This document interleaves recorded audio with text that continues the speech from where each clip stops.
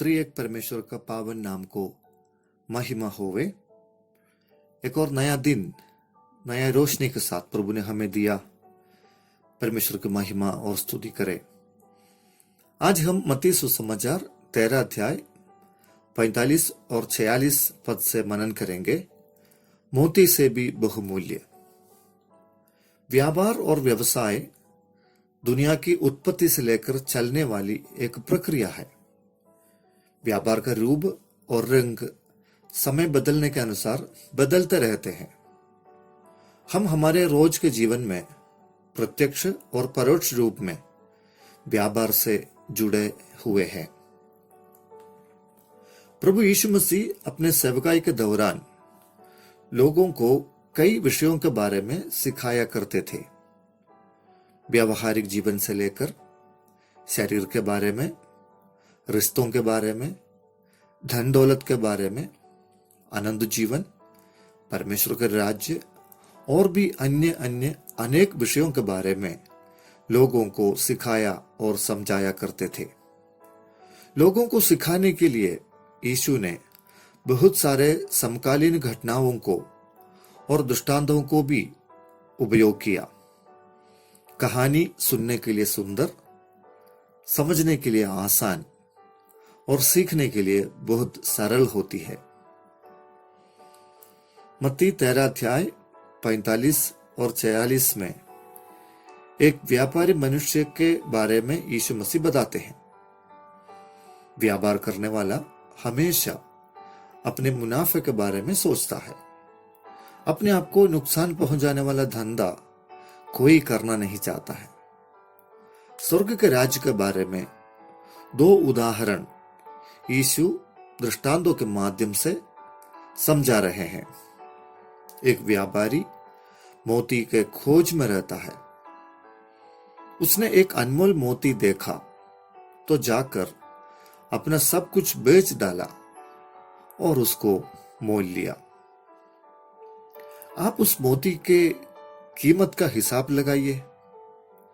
एक व्यापारी मनुष्य के पास जो कुछ भी था, उन्होंने वो सब कुछ खुशी से बेच डाला। क्यों ऐसा किया होगा? उसने अपनी सारी संपत्ति से बढ़कर उस मोती को बहुमूल्य समझा।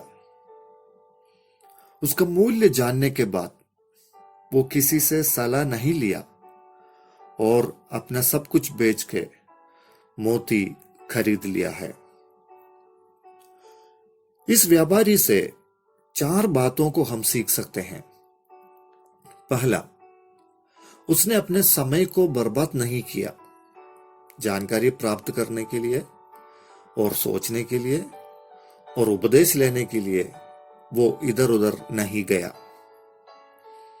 दूसरा, वो कम कीमत में लेने के लिए सौदा नहीं किया या बार्गेनिंग नहीं करा और उस मोती को कम कीमत में लेना भी नहीं चाहा। उसने अपनी सारे संपत्ति से भी उसको बहुमूल्य समझा। तीसरा, उसने उसको खरीदने के लिए विलंब नहीं किया।